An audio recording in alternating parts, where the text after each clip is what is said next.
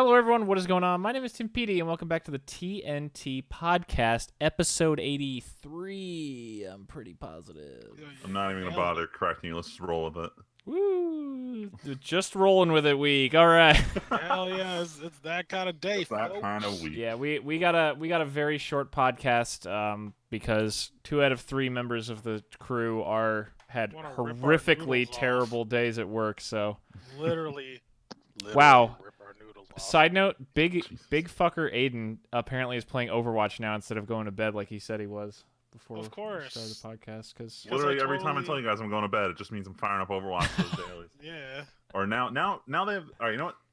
Yeah, I'll get to it in Overwatch later. Hold on. Alrighty. Let's do Yeah. something else first. But like I said, we have just a little bit of news to cover, but there's a decent amount of interesting stuff. A lot of stuff out of San Diego Comic-Con, so let's get right to it. Starting off though, not with Well, is this? No, this was announced. Oh, this was announced at Comic-Con. No, what am I talking about? everything Yeah. about Magic was at Comic-Con. Or yeah. So Mark Rosewater's been teasing that there was big announcements coming at his panel and at Comic-Con this weekend, and lo and behold, we now finally know the name of Archery, the codename Archery set, which is the fall set for this year. The Thrones of Eldraine? Am I... Eldraine. Eldraine. Sorry, I didn't have it open. I forgot. The Throne of Eldraine. For anyone who doesn't give a shit about Magic, Magic is a fantasy series, but it hasn't gone into like fairy tale fantasy. AK, we haven't gotten the Shrek set yet, but it sounds like this one is going to be it. Yeah, Tyler, Gingerbread Men. They described that this is Grimm's Fairy Tales meets Camelot. They have showed art of like Fables. Kind of, yeah. They showed art of a gingerbread man, like Freeman said. They also showed back Not the button. Not the gumdrop button. Oh God. Do you know the Muffin Man?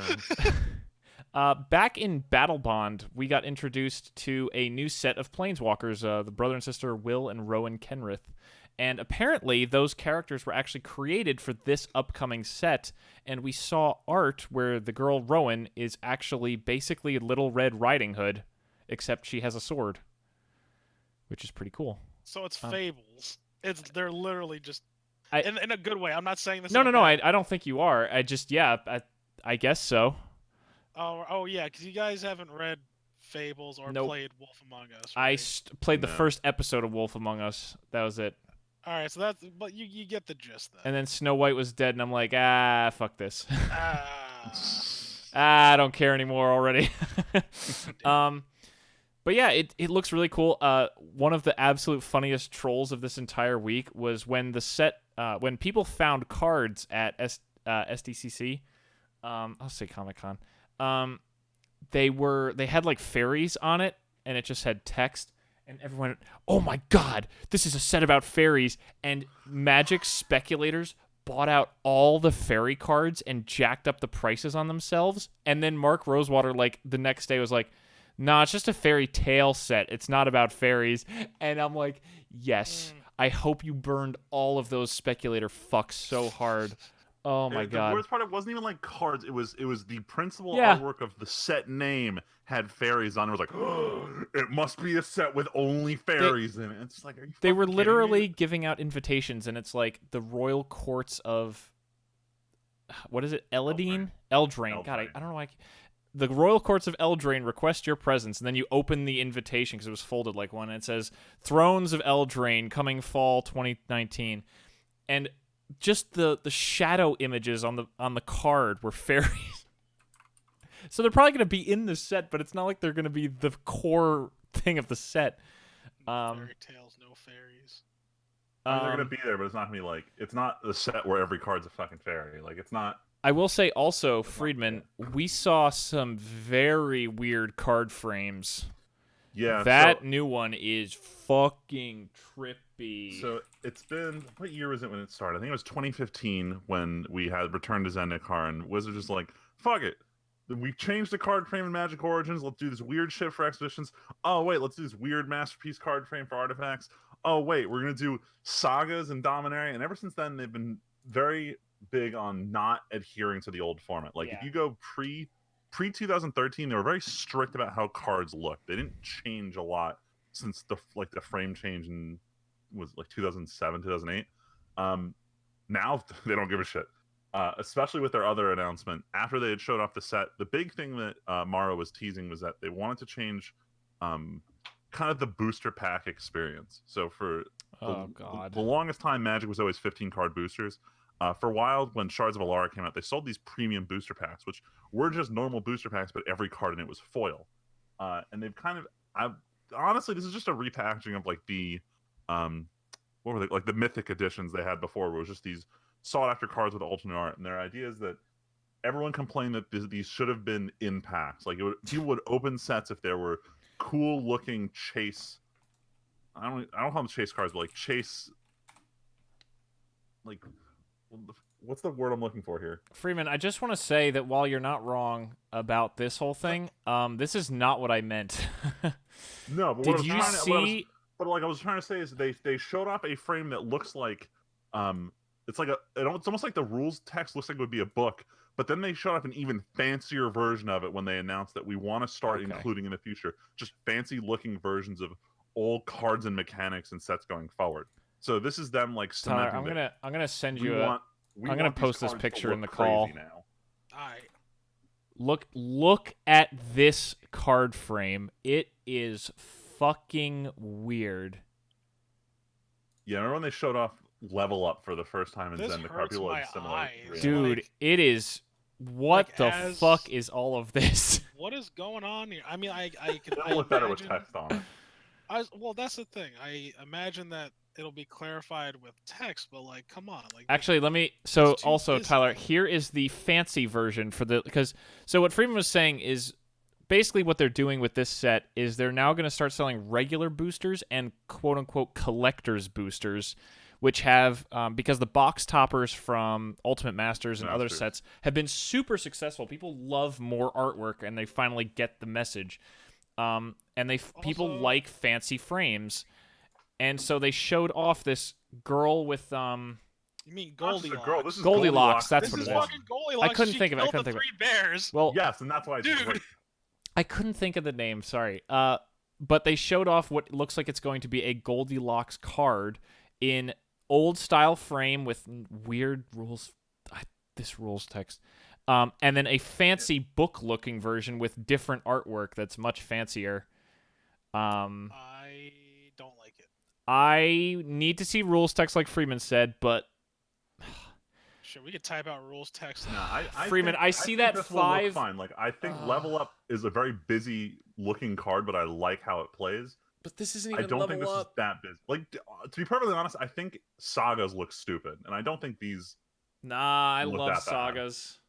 I think Sagas just look really okay. dumb. So like, it's a vertical card in a game where we don't have vertical cards like that. So you know what throws me for a loop? This card does not have symmetry between left and right, and I think that is throwing me off here.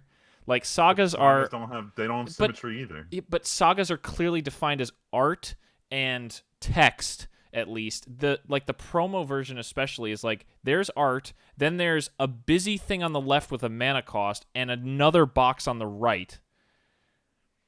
It just looks like there's 3 distinct things going on here with the art and the 2 different text boxes. It just looks like a lot. It looks like a lot. I think I'm excited to see what it looks like with rules text. Also, I'm excited to see what the hell that mechanic is that involves a book-looking thing. Also, I don't like it when in card games when new mechanics come out, because then that's just more things I have to remember. Tyler, Magic is not for you, as we've seen, because every new set. No, Yu-Gi-Oh is worse than this. Oh yeah, no, I know that. Yu-Gi-Oh is so much worse than this, and that's ultimately why I fell off. Honestly, like this is them creeping into Yu-Gi-Oh territory. To be completely honest, and I don't like it. Like, and the reason why I quit Yu-Gi-Oh was the ban list. The ban list gets ridiculous. Like it got ridiculous. It got ridiculous, and they started doing dumb shit like this. Like they had exceeds, and now they have some dumbass bullshit where like, oh, the monster is also a trap card. Like, what actual hell is this? I mean, the problem with that is that they don't they don't have a rotating format in Yu-Gi-Oh, so everything they release has to be better or it wouldn't be played. With the idea of they can have a set where it's these cards are going to have 0 impact on other formats, and that's A-okay because they're printing them for standard. That said, I don't think there's been a single set in the last 3 years that hasn't had at least one card make an impact in an like eternal another format. competitive format. Yeah. But even then, if they print 3 new cards and one makes an impact, that's fine. Like as long as these sets are fun. Whereas with Yu-Gi-Oh, they've got to constantly be one-upping themselves, and that's why they keep having to banning things that way the next set looks powerful, or being like, "Fuck it, we're going to invalidate entire card types so we can print new ones in the new set." I wonder what the oldest card in Yu-Gi-Oh exists that is in a tier 1 deck. Dark Hole or Monster Reborn. Oh, okay. Is Mirror Force from the original print run? Mirror Force is not. Mirror Force is Raigeki. Because that shit's busted. Raigeki was in Blue Eyes White Dragon pack. That was, I think that is unbanned now. That was unbanned literally since like banned since the dawn of time, and then like busted cards. It's currently unbanned. It's not limited or unlimited, but it was printed in originals. Oh no, this is video. Oh, this is a video game. Fuck. That. I will say. Well, I can look at the ban list. Hold up. I will say for those listening at home, if you want to see these card frames we were talking about, I should have said this before. If you Google Thrones of Eldraine and look, there's a tweet from Wizards that's one of the first Google results. You will easily see what we're talking about with the card frames. But yeah, so just to clarify, yes, Raigeki was in the very first set of Yu-Gi-Oh, and the first set was called Legend of the Blue Eyes White Dragon. Yeah. I just said Blue Eyes White Dragon, didn't I? Yeah. I thought you were talking about the starter deck. No, I meant the pack. That's what I meant. I meant the pack. It's currently limited, so it's like restricted and vintage. It's fine because everything counters it. That's why. Yes. There is one. Yatagarasu is still banned. Yeah, what? I'm going through, dude. Yeah, where's Monster Reborn at right now? Well, let's see. Because I heard it got unbanned at some point. Yeah, it did get unbanned at some point. Tim, this is what it's like when we talk about Magic and Tyler can't participate. No, it's not about that. I'm trying to finish the Magic story so we can keep going because I know. I'm trying to talk about Yu-Gi-Oh. What the fuck? Oh my god. The only other thing about Magic that's really interesting. Freeman and I have probably talked about the format Brawl before, which is the format that they launched last year with Dominaria, which is 60 cards standard commander with planeswalkers also being able to be commanders. The format was almost dead on arrival. I think, what was it, Freeman? Within a month, we had someone go to a Grand Prix and win the first place prize for a Brawl event because they were the only one who registered. Yeah, there was how do I put it? There wasn't really enough support for it. Like there were enough cards to play it, but there weren't like real events for it. There wasn't like FNM. There were like a couple tournaments, but no one was really doing it. But Tim, if you want to continue the announcement, explain why it's going to be big. But now Wizards has finally understood that, hey, maybe the way to get people to care about Brawl is to give them good Brawl cards and to make it playable on Arena. So while it's not it's not multiplayer, unfortunately. Wizards has said they are bringing Brawl to Arena, which is a big deal because honestly, that almost feels more interesting to me to play Arena than actually grinding Standard. Hell yeah. Because I love Commander, and that seems like a lot more open than Standard would probably be if you play on the rank ladder. But also, they announced that they are putting out something like a Commander product with Thrones of Eldraine that is Brawl focused, and they showed off one new card for the set as well as one new Commander for the set. I need to pull up the Commander's name because it's very interesting, and the card is actually busted. Yeah, I was not going to talk about the exact card just because the specific card really doesn't matter that much. It's more just that they're walking a fine line here, which is interesting. Is that just like with the Planeswalker decks, they want these Brawl decks to be like playable, but they don't want them to be strong enough to impact current Standard. But you're walking a fine line. This card might be Standard playable because if you think about it, Saffron Isle pointed out on their podcast, it's one more mana than a Beast Whisperer, and has a lot more text. But it's also 3-color. Anyway, there's a really cool new Bant commander called Chulain Teller of Tales, who is probably busted. He seems insanely good, but also instant commander staple forever. Real commander and Brawl. Arcane Signet, which is it's the command tower of mana rocks from now on. Doesn't work in colorless. It's a bullshit card. Anyway, point is, we now have our second Commander product every year is going to be these. Well, we these also brawl don't decks know. keep this Do out. we know if these are going to be every year, or are these going to be tied to a set multiple times a year potentially? Because this is not a standalone product. This is from Throne of Eldraine. The problem is that's a lot of extra cards. Like they looked at the collector's numbers. There's like 100 more cards than they normally have in a set because they're counting all the supplemental like decks and products in the card count list. Yeah, but that's also Planeswalker deck stuff, maybe. Yeah, I know. Like this is a lot of extra cards to design. The question is, the Planeswalker deck cards we claim they don't count because they're bad, but is this Brawl deck going to count because these are like actually real good cards Count that as may what? end up impacting standard? Wait, what do you mean they don't count? Like when you look at the Planeswalker decks, most of them are unplayable outside of kitchen table. Like they're designed to be bad. But I don't know if these Brawl decks are going to have the same designed to be bad mentality about them. I think these are going to be a fine line between good, but not standard great, but also Commander playable, but not as good as the Commander decks. I mean, I think it's going to be problematic because these are all singletons. So if they print a good card that you want 4 of in standard, you got to buy 4 of those. Well, yeah. Decks. Like I mean, I got to buy Nemesis problem all over again. I need to buy a couple Arcane Signets because it's busted. Yeah, like that's already gonna spike the price of these decks. Commander players want these. I'm encouraged by the fact that it's a common because to me that means we are very good chance to see these in Commander also this year. Oh, possibly. I feel like it's either in every single Brawl deck if they're selling multiple Brawl decks, they're in every single one, or they're also in Commander in the fall. Because it's the most obvious mana rock design ever. Also, I don't really like the art, so I'd love a different artwork. Yeah, that's not happening. It's just a big hand, the little glowy how thing. long I've been out of the game? Fucking Solemn Judgment. all right. It's like not banned anymore. That's wild. Trish, Dragon of the Ice Barrier. All right, I'm gonna sacrifice this topic to special summon Overwatch news. Nah, man, you guys got to talk about your Magic the whole time. Oh, I'm sorry. No, go ahead. Tell me about the Yu-Gi-Oh. No, it's fine. No, it's cool. Overdank. Cool. It's went on for too long. All right, so Overwatch has some news. So yeah, that's what I was saying. It went on for too long. So this has been last week. The Summer Games event came back. Everyone realized, oh my god, it's the same thing for the 4th time. The skin selection this year was much less than we expected. We finally got Swimsuit Torb, which is the meme that everyone's been crying about for 4 years. We got Kendo Genji, which is cool because Genji hasn't got a new skin in like a year. Then we got some Hanzo skin, and then they added a bunch of.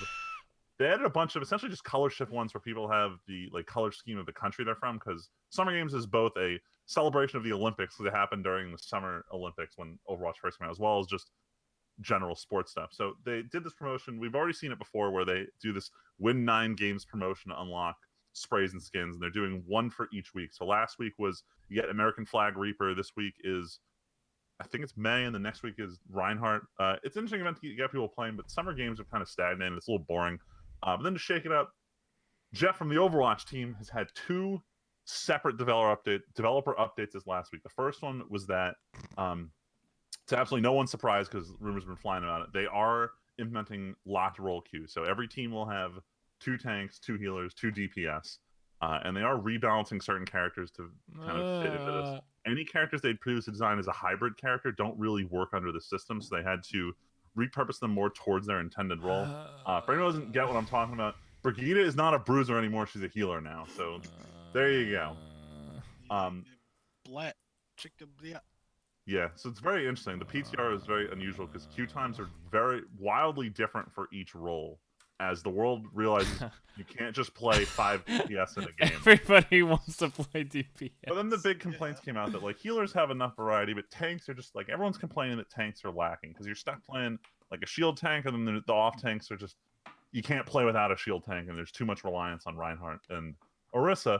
And that's when they came out with the next big announcement. They teased Hero 31 for like an entire weekend with these dumb articles and this bullshit, and then yesterday. Well, no, because the original teasers were annoying. It was like random ass tweets going, "What's Sigma?" And it's like, oh, Jesus Christ, they're doing this Sombra bullshit all over again. Where it's just like, I have no clue what you're talking about, or if I'm supposed to look into this, or if it's just a dead end that you're tweeting out to confuse me. But then Monday, they're like, all right, fuck it, release the video, and it was this 2-minute video. It had very limited animation, so I had low hopes for it. But the voice work and the music on this 2-minute teaser showing off this character was actually insane. Like I've heard a lot of comments on it. I've rewatched it like 5 times. It's just a really cool video showing off this character's. It's not even a character's ability. It was just like it's just a dude who they are and their man. psyche.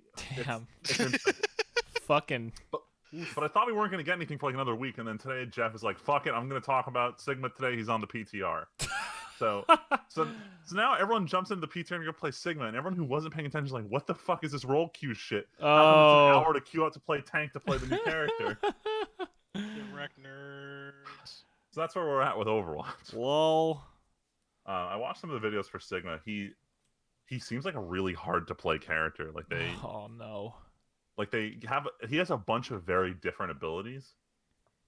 So, just like League lately, every champion that League's put out recently has been like, "Hey, how much shit can we stack into this champion?" I mean, he doesn't have too many abilities. He just has unique ones. Like I'm not trying to put like he doesn't feel busted. It just feels like you're gonna have to practice them to be effective at all. You're gonna have to what them? Quick play is going to suck for a while because everyone's going to try them out and fail. As with every release of every champion in every game ever like this. Yeah, because like probably the biggest thing is he is a shield hero. Like with Reinhardt, you don't really need to think. It's you hold down right down click and your down and down and down. With actually, I was upset with Orisa. Oh, go ahead. Because I was gonna be like, oh, yo, what do you think Sigma's gonna do? But then they straight released him. Then today on PTR, it's like, oh. Yeah. I guess that's what he does. Yeah, like with Orisa, it's every 8 seconds you put down a shield, it's going to last for 8 more seconds. But with him, you can position your shield like pretty much anywhere. But if you position it poorly, you're going to be shit. So you got to practice that, and no one's going to want to do that. They're going to go in, they're going to play him like a DPS. Anyway, I'm excited. I'm still probably going to play it off and on. I'm still probably not going to boot up Overwatch unless we all force ourselves to. Yeah, one of my luckily Freeman and I have been doing Monster Hunter, a real man's video game. One of my coworkers just finished building his computer, so all my coworkers were trying to find a game that they all had and wanted to play, so they picked Overwatch. So they've all been starting up. They're all very new. Quality game.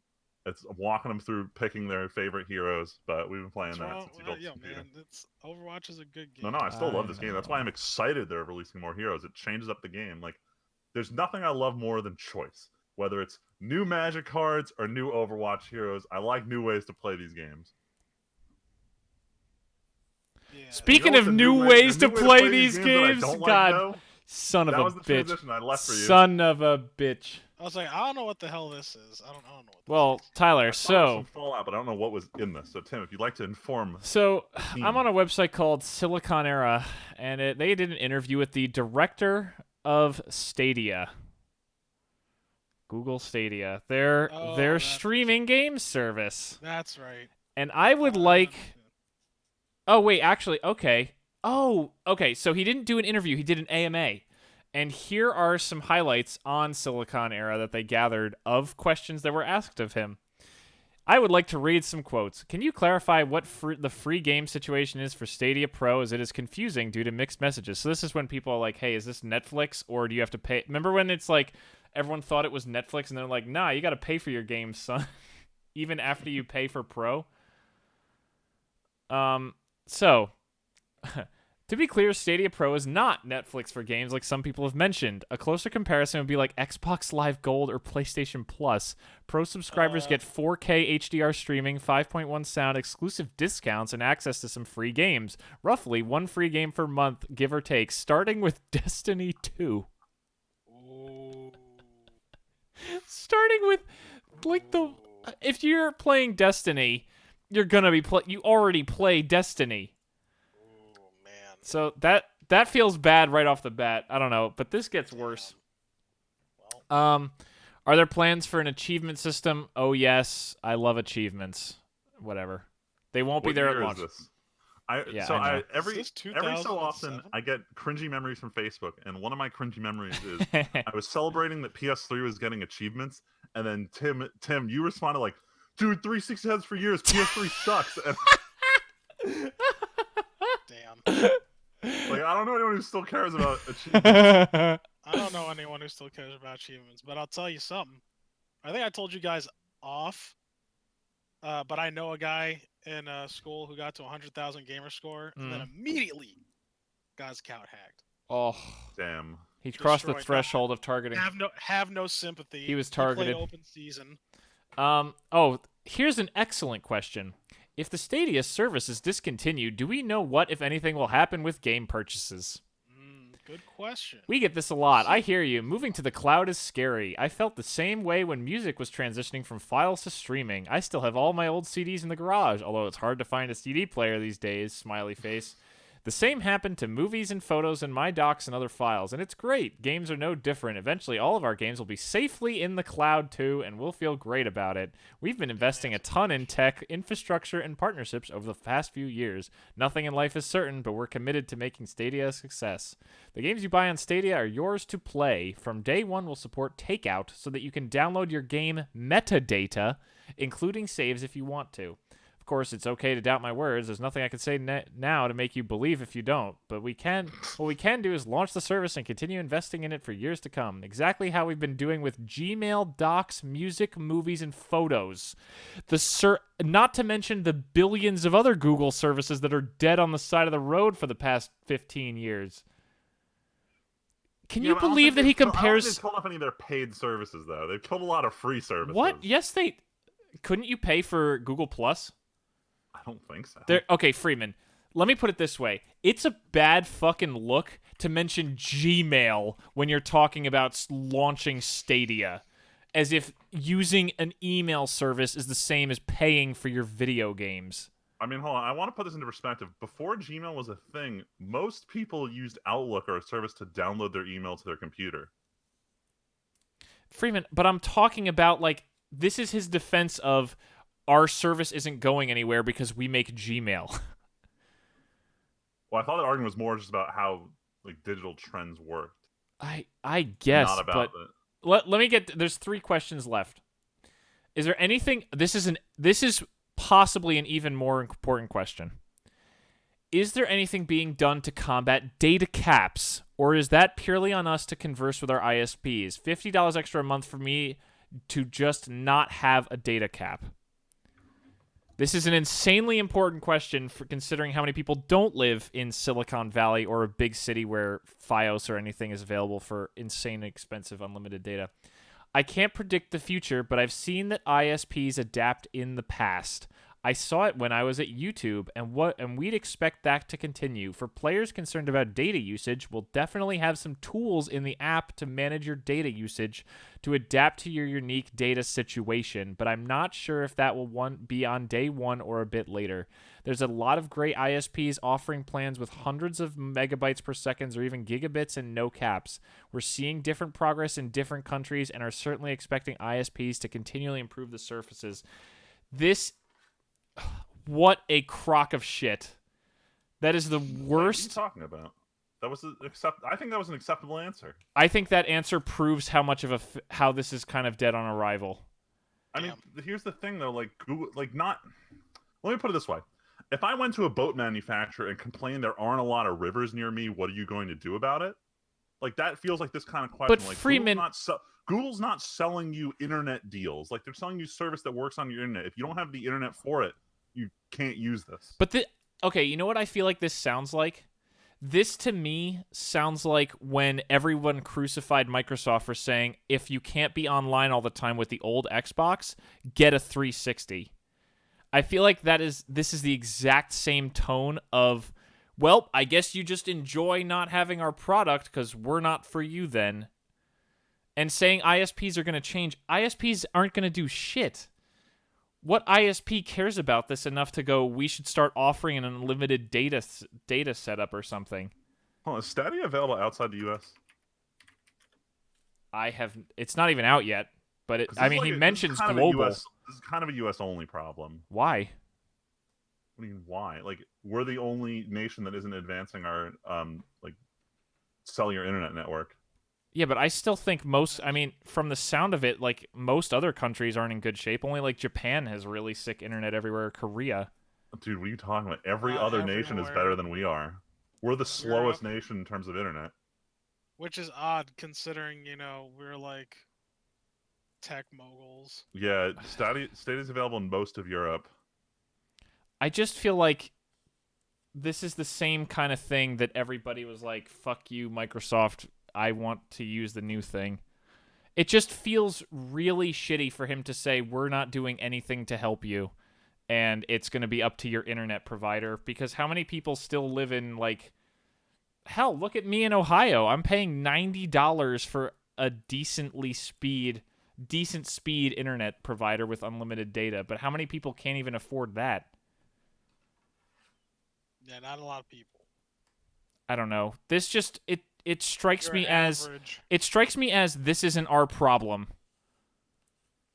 Like, I mean, you're either going to be on our product or not. I mean, it isn't. Like, do you expect Google to negotiate with your internet providers to make better services? No, like, but I feel like, I don't know. I feel like no, I feel like this is just like, what do you too actually early. want Google to do about this, though? Like, I want them to not make Stadia. That's kind of what I want. So I don't know. I'm on this thing, on the stats page. It says that like you don't need really a lot to stream stuff. It's boasting min requirements at 10 megs. I thought I remember reading this thing had massive I mean, the like problem is I can more of your data cap rather than your speed. currently used bandwidth. Yeah. Oh, your data. Okay. Yeah, it's about data caps. Oh yeah, match your network data speed. I mean, like, but 10 is like nothing though. I mean, that's if you're in a house with like no one, right? Like here, wait, I'll show you a. Well, I just want to clarify: we're in an area that gets generally good internet speeds. Yeah. Yes, you guys are still in New Jersey, near the city. I don't know. The fact of the matter, this is an internet product, and if you have internet problems, like, it's one thing to say, like, the Xbox One, which is entirely an offline device, it can run without But it internet, and didn't they're putting an originally. arbitrary restriction on it. But this is a service that is ingrained in being an internet product. Like, this isn't an offline device. Like, I can't have you running offline if I wanted to. It's not an option. It has to be online. Is it fair to say that at least the US, right? I don't feel the main consumer is ready, just like the Xbox One. The original iteration is not ready for this kind of thing. I agree completely. The Like, infrastructure's just not there yet. the infrastructure isn't there, and I don't think people are ready to commit to something Yes, like this. I would say it's also as much of a cultural thing. We still like to own shit that we really care about. We still like to own things, and like that guy says, like, oh, you know, like I still have CDs. You know, who's got a CD player? It's like, not trust. A lot of people have CD players. A lot of people still have their iPods from 2009, Yeah. or their Zunes. Don't knock on the Zoom, dude. No, I don't. I owned two. I I'll be the first to admit it. Those things were like banging until I got a smartphone, and then I stopped using it for obvious reasons. But you know what I mean? Like, there's still plenty of people like our generation is like has been in that transition phase where like we know just enough to like get us through social media, and that's it. It's this new generation coming up that has been born into the stream life. Yeah, the Gen Z kids don't have the same kind of ownership attachment we do. Like, with Gen Z kids, everything has always been on Netflix. If it leaves Netflix, too bad, it's gone. That's just the way it is. We've always had this scenario that I've owned the DVD, I've owned the game, I can always go back to it. But a generation's growing where it isn't always like that, and they don't care like we did. But by the same token, I feel like when kids growing up these days are so used to having everything available all the time that when they lose it, they feel the drive to go find a way to get it. Like, I mean, we've talked before on here about how piracy is probably going back up in the wake of all these fucking streaming services. Like how many more is it gonna, like, we talked about The Office leaving, Friends leaving Netflix. We're gonna talk later about Disney launching their thing with a bunch of Marvel shows. Hulu's got stuff. NBC's gonna launch theirs. Like, how many services is it gonna be before people start going heavily back into pirating and start setting up Plex servers? Speaking of, I mean, setting up a Plex server for games isn't going to solve the problem. The thing about No, but I Stadia feel is like this is for a very select consumer that doesn't want to upgrade their hardware ever. Like this is for a very specific niche space. If you want to upgrade your hardware all the time, this has zero advantage over a PC. I feel like this is similar to Google Glass, where it's a peek into a future technology that could be great and could be adopted heavily. And I feel like it's just being sent out too early and gonna die by Google. I think it's gonna be cool though. The idea is cool. I think this is the future. Yeah, this is the future I kind of want. Like I really don't want to buy a PlayStation 5. Like I Yeah, really this is the don't want future. to. However, I will be honest with you. I am like when it comes to certain things, I am an old man. And unfortunately, this is one of the reasons. But I think if I gave it a chance, like later on down the line, right when like I see how well it works, I'll be like, okay, like I'm ready to make the switch. No pun intended there. I don't know. But I Something need just feels to give weird it a about it chance, to me. though. Google's killed so many products before that I would be really hesitant. Like with Steam, you can buy a game on Steam knowing it would take a cataclysmic shift for you to lose those games someday. Even the fucking Epic Store. Not like your money's probably going to go away if you pay the Epic Store. I mean, like what Google product that was largely used got shut down? Like I don't. But think is Plus this going to really be counts. largely used? Do you really think this is going to launch and be a huge deal? I feel like there's so many people who just don't, who are nervous enough about this that it's not going to take off. Hold on. Let me get this statistic correct before I say anything here. Uh-oh. I also want to clarify. Google Plus lasted for 8 years before they announced they were deprecating it. Okay, Google Plus was a bad example. Also, Google Plus only got anything because your YouTube account automatically created a profile. Yes, but I just want to say that for such a failure of a product, they still supported it for 8 years until they saw no, it's not growing. Yeah, but how long did they support Glass? I feel like, I said, this is pretty similar to Glass Glass. actually was available for the general public to purchase. Okay, this isn't available for the public yet either. No, but this is like a thing. Like you can pre-order this. Yeah, you like, can order the starter edition. No same one, thing as Glass. No, Glass. Not everybody just buy could Glass. Like I wanted to, I couldn't. I wasn't part of the program. You had to be a dev and like a part of like a program. It was still like it wasn't listed as a real product. It was still in the beta stage before they said we're not moving it to a full product. Like my school had one pair actually of Google Glass. Like that, but that's it. They were only able to get one pair. And they like almost let no one touch it either. I don't know. I'm willing to see where this goes. I'm probably not going to invest in it. If I didn't have a computer, I probably would actually. If this was like 5 years ago, Tyler just moving back to New Jersey and like I had an alternative to either dump money into this computer probably or buy this, I'd probably maybe give this a shot and buy like a shitty computer just to have.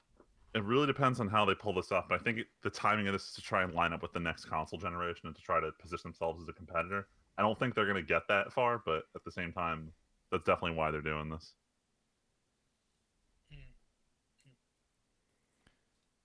Oh, we'll see. We'll follow it. Yeah, no, I'm just being quiet. I've carried my points very poorly, and I feel like I just totally fucked up my perspective for this whole thing. So I'm just gonna give up.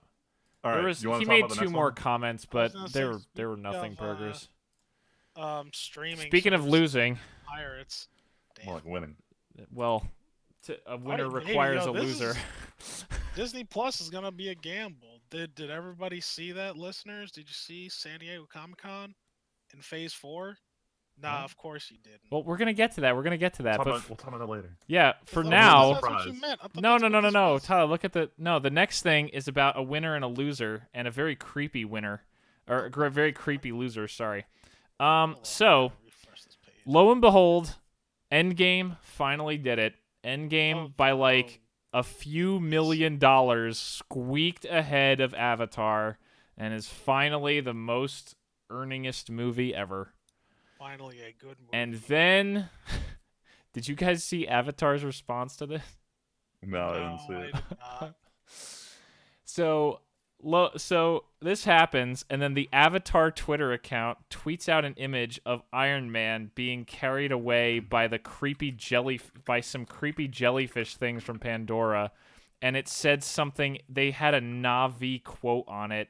I don't even remember what it says, but it's like, who even remembers that language existed? No one.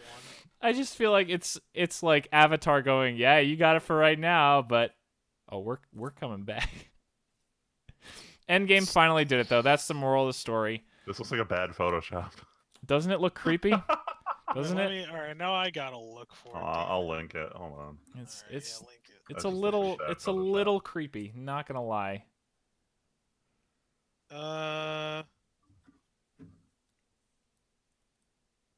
Okay.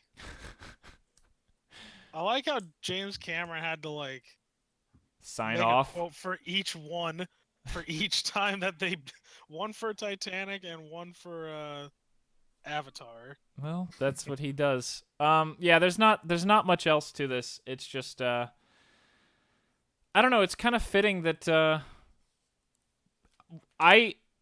we could probably get more into it on like another day or when we get into phase 4, but I feel like Marvel might be at its peak right now.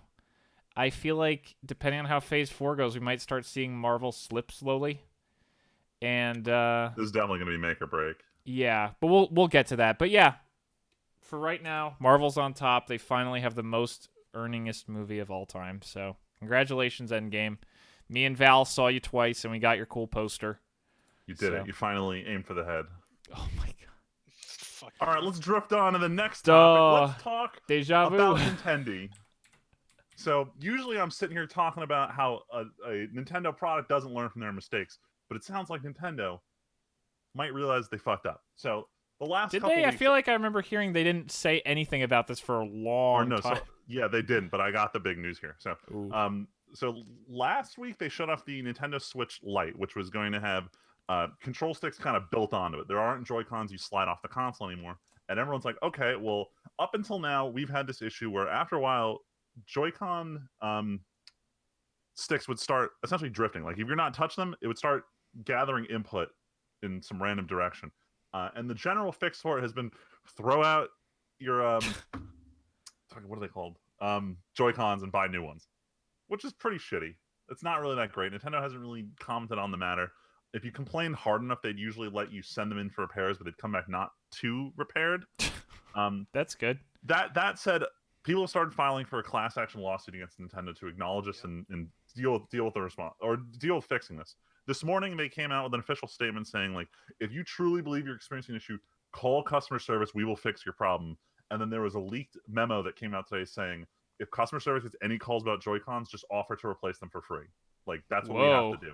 So this reminds me a lot of what's going on with Apple right now. For anyone who doesn't know what the deal is with the MacBook keyboard is, about 4 years ago, they introduced a new style of keyboard. It was so modern laptops all use this scissor switch, which essentially is two components that have like a central point, and then when you press down on the top, both of them kind of flatten out. It's almost like the way scissors would work. Then they decided to cut it down. They essentially they said half that size, have the fulcrum at the bottom, only have two arms come up, and they called it a butterfly switch. It seemed interesting because it managed to half the amount of size you need for a laptop keyboard.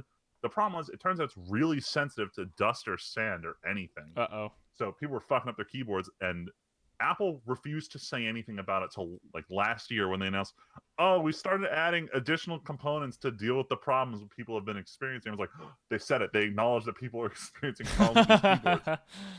And they had this free program to have your keyboard looked at and replaced at any time if you think there's a problem. But the really telling thing was last year they updated all the MacBook Pro lineup, and they immediately added the brand new MacBook Pro to the keyboard free replacement program, indicating, no, we didn't solve the problem. This is the Band-Aid because we can't fucking fix it. We're just going to replace them for free. And this year they're revamping the lineup to not use that keyboard switch anymore. So they learned their lesson. This is a problem.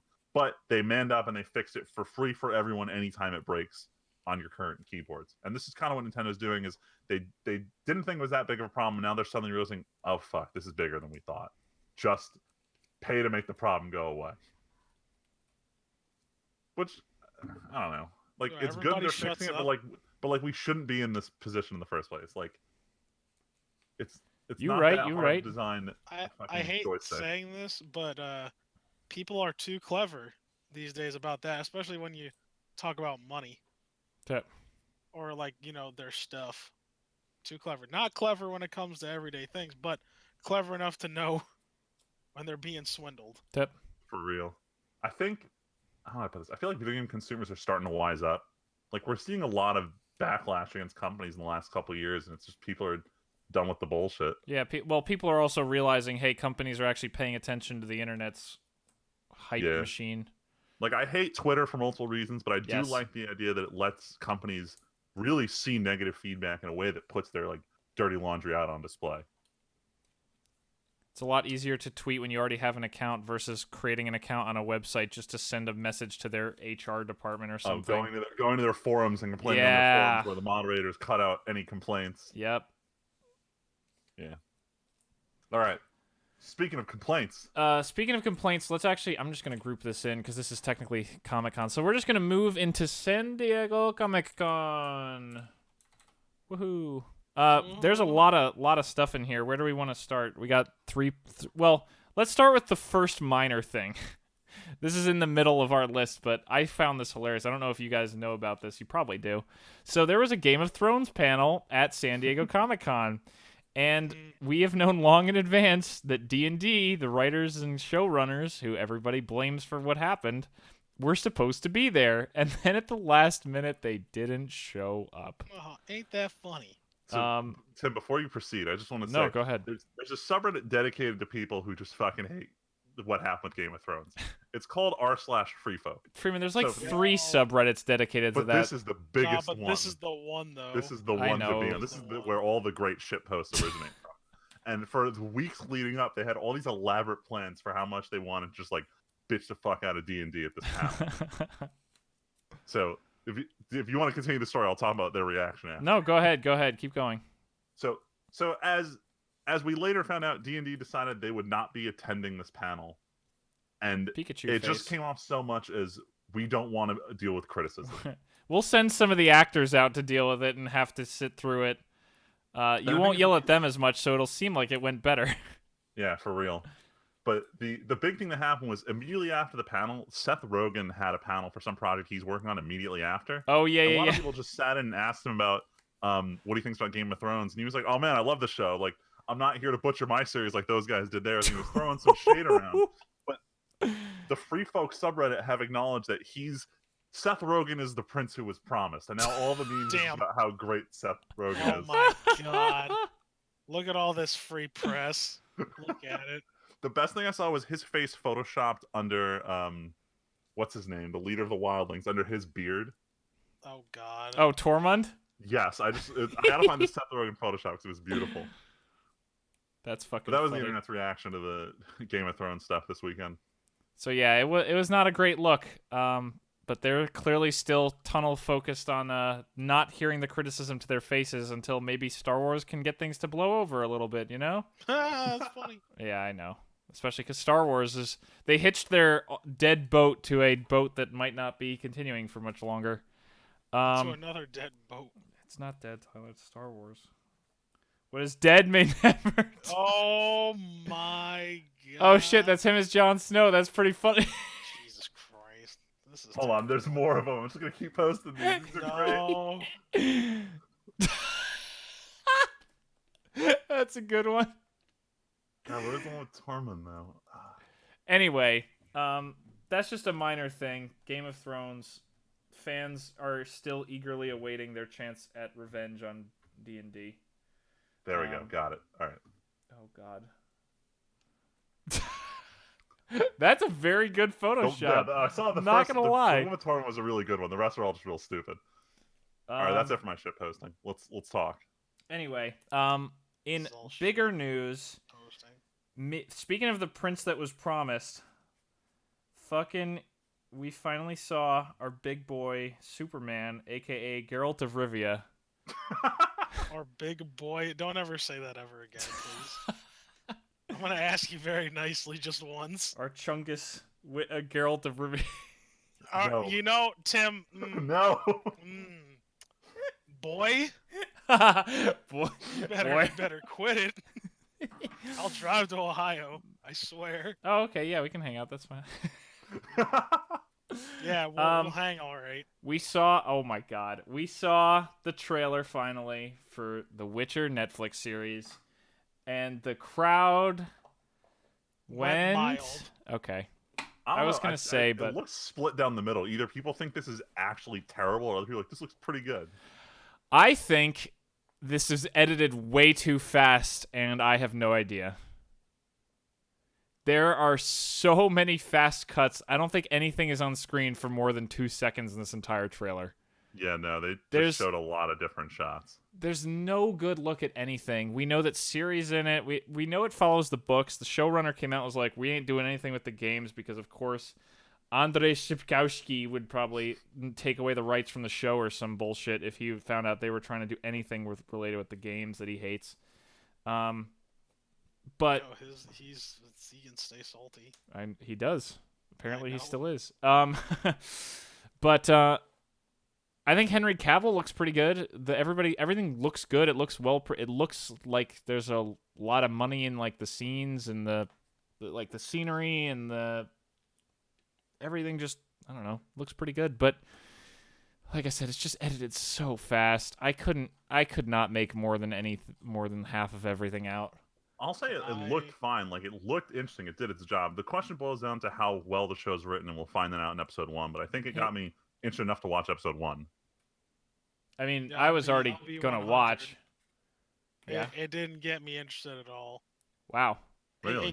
It gave me some hope that our new Geralt of Rivia is at least it gave me a little bit faith in that, but like the rest of the show around it, I'm like, man, it feels like a Game of Thrones like clone. I think And that's I don't mind that. true, but I mind this. that's kind of what Witcher books were. It's After Tyler, when they get into the straight line books, there's a lot. It's like if Game of Thrones was just from one person's point of view. There's a lot of politicking going on in Game of Thrones that we just don't kind of see because we're 95% following Geralt. Yeah, and you Like, know what? I just want to watch Jon Snow and Jon Snow. That's only. kind of what I'm saying. I gotta come out and say this too. That's like what I'm not liking about the books at all. I understand, dude. The books are confusing. I'm probably gonna have to. I read I wanted to read these books. Like the first 2 short story novels were fantastic. Yes. And I was like, yo, if this is what the rest of the series is gonna be, I'm gonna freaking love this. But it's Yeah. not. It's a lot of politics stuff, and I'm like, Yeah. which I'm still gonna read them, right? Like after I put down I read this, them. Yeah, I know you read them. Shut up, man. I know. I'm aware. I had to take Ignorance a is break. bliss. I felt like I was very Damn. oversaturated. But after I'm not gonna finish reading this series. I'm just gonna finish reading this book in this series, and I'm gonna go back to The Witcher. Yeah. But that was one thing that bothered me. Like, next thing I know, it's like the first book was fine, right? It's like, okay, it's fine, blah blah blah. Oh, Ciri's gonna go to. I don't care about spoilers. Y'all can. Whatever. This story's been out since the '90s, since before Oh no, Game of I'm Thrones. gonna leave the podcast for a little bit while you. No, spoil I'm it. not gonna spoil anything. All right. No, good. it's just like Ciri goes off and she's gonna do a thing, right? And everybody knows that Ciri is with Geralt like all the fucking time, so that's not a real spoiler. But like she's gonna go do a thing. It's like, oh, that's pretty cool. And then it just turns into Dijkstra's doing this thing, blah blah blah. There's a thing with this, power shift, and I'm like, I don't care about this. I don't care about this. I just want I want it to happen in the background, right? Like that's what I want. Like I want these things to happen, and I want Geralt to just do his Witcher thing while literally the world is going past him. Even though that is an element to the storytelling at certain times, and I think Tim will agree. Yeah. Where he's supposed to be a Witcher, and he's supposed to ignore, the world around him and only do his sworn duty, but He super doesn't. In the way. He super does not. Dude, he super can't. He can't. He's like, I'm doing shit, dude. I just want to be a Witcher, and then it's like, but Ciri, my daughter, but Yennefer. I don't know. We'll see. We'll see. Yeah, we're gonna watch it, and we'll have to see when it's out. I think some of it looks good. Like I said, I'm also not a fan of the editing, and we really don't know what the writing has at all. Like there was no sign of any writing whatsoever. It's just a quick edited trailer. We know that what's her face? Face girl is the Lioness of Sintra. Tyler, you know who that is. Oh yeah. We know about her and worrying about Ciri a little bit, but other than that, I think we saw. Everyone says we saw a ugly Yennefer. Yeah, which supposedly, is weird. I was talking to some people. I needed to find like actual source on this. But supposedly, remember that? I think we were talking about like, yo, what's up with that chick's face? Yeah, you guys were. I hadn't seen it yet. Yeah, apparently that word on the street is that might be Yennefer. I believe it is. Can I just ask before she like becomes Yennefer? Yeah, like, Tyler, what you've read enough of the books. What is the point of that? There is no point. Yennefer has never had her backstory explained. The first time Geralt meets her is the earliest thing you ever see of her in history. There are mentions. We never do if I remember correctly, the books never actually have a flashback in them. They'll talk about stuff, but they're never like, no, they don't. Here's a chapter where there was that whole like discussion that he had with someone. And like this is just kind of supplemental things. Like this isn't like a spoiler. This is like world lore for people. Like some sorcerers, like or most sorcerers, they use glamour magic. No. That's not glamours. They just do it. They just like magic their bodies. I thought it was also glamour that. They use glamours, but I'm pretty sure it's not just glamours that make them just beautiful. Like their magic, yeah. Well, whatever. Yeah, they use magic. Because there's never. Because I feel like. Appear young though.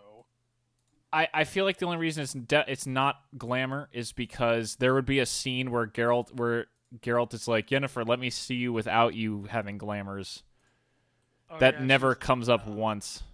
No, I'm saying that never comes up ever. It never comes up. So to me, that means there ain't no glamours. No, they do talk about it. They talked about it in the books like once, like, I used to be. Like, he was like, how did you look before? And she's like, we're not talking about it. No, I know that, but I'm saying it's not a glamour. It's just permanent magical changes to their body. Yeah, but if her magic were to go away, she would look probably fugly as hell. She'd probably look like one of the witches of Crookback Bog. No, I'm just kidding. Damn. Not that bad. Damn. That's a video game poll. That's not even... Yeah, it's not even a book, but whatever. Which I thought that was interesting. Yes.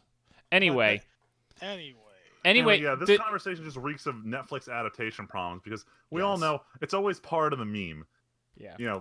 Manga, anime adaptation, Netflix adaptation. No, because So I think the only reason they would do it is because it's hard. Like in the book, flashbacks are narration. Like I said, it's never, hey, let's do a chapter where we're in the moment where anyone could see what's happening. That never happens. It's just characters sitting there going. Like, Ciri, hey, remember when that guy almost fucking killed me at the fall of Sintra, Tyler? Remember that? Oh, yeah, that happened. It was terrifying. I was in fire. Whereas in the show, they're going to be like, ooh, let's transition into the fire and show it from Ciri's point of view as it happened. Which makes sense for a show, but it feels like it loses some of the like haziness of being described. You know what I mean? Like how it's not a perfect representation. Right. That's kind of that was my thing with Game of Thrones ish. Mm-hmm. They didn't have flashbacks, and in the books they described them. They didn't have actual flashbacks. Exactly. It's just like Game of Thrones again. The events. Yeah, it's like Game of Thrones again. All right. I don't know. We'll see. We'll see with Witcher. I think that's all we can say for now. Tentative excitement or at least interest.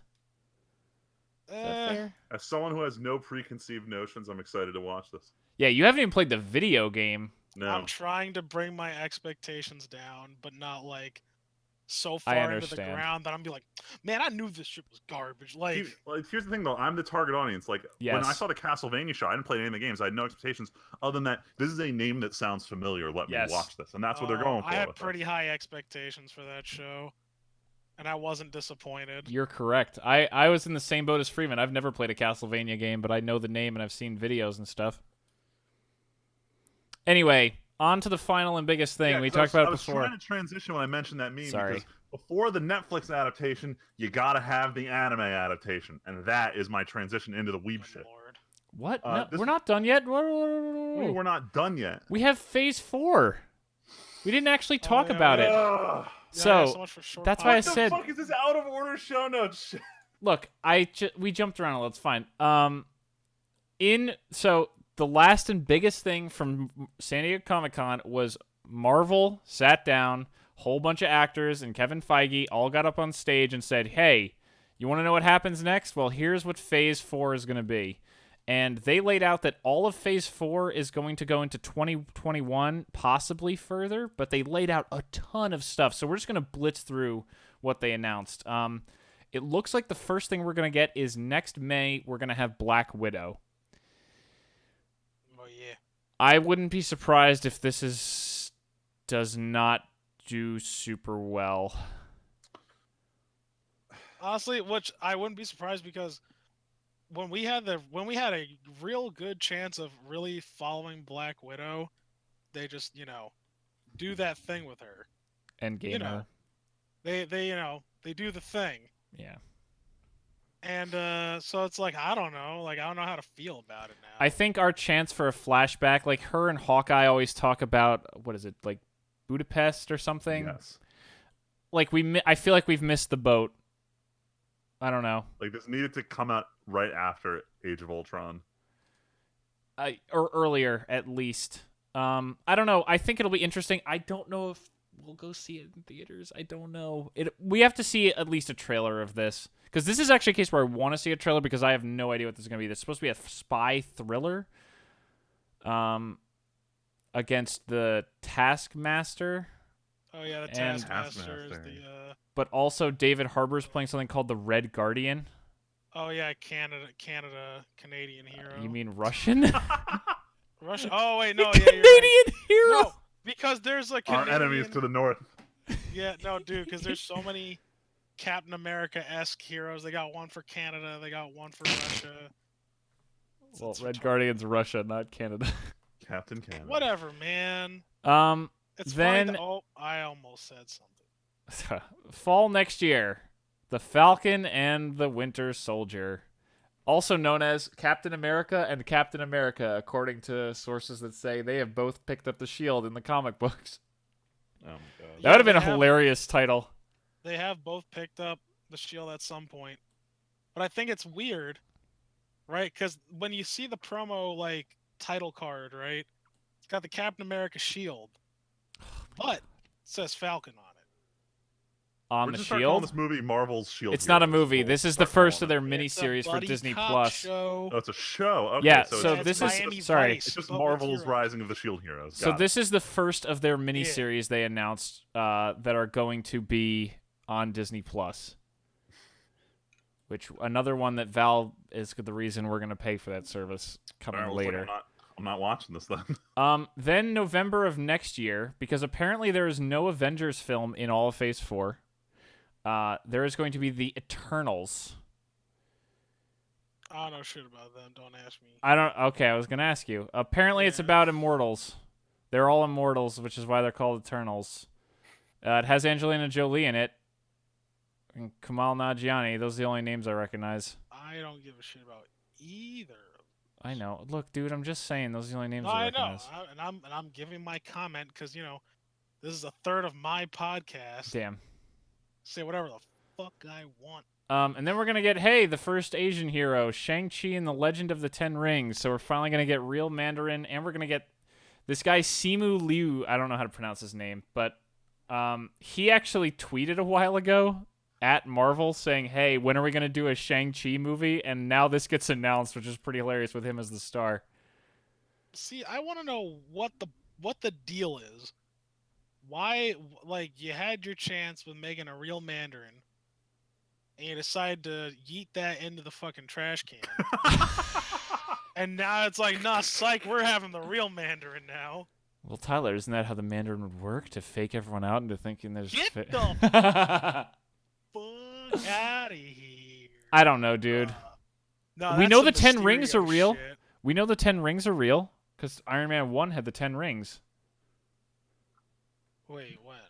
Iron Man 1? The guy who tortured him, the villain, until I'll be Ironmonger? right back. No, you talking he about was Iron Man? 1. No, Iron Man 1, the guy who kept him in the cave was a member of the 10 rings. He wore a ring. They talk about the 10 rings. Fuck, how do I ever forget this? I don't know, because Iron Man 1's like the most memorable of all the Marvel movies. Whoa. Another... Time out, wait. Whoa. What? I just don't remember. That fucked me Okay, up. well, anyway. Spring of You 2021. can't take this away from me. Oh my god. Spring of 2021. Apparently there's going to be a Disney Plus series called WandaVision, which is somehow about Scarlet Witch and the Vision, even though Vision's dead. Would you look at that? I don't understand. Would you look at that? I don't. It's almost like I don't. in Marvel, no one's actually dead.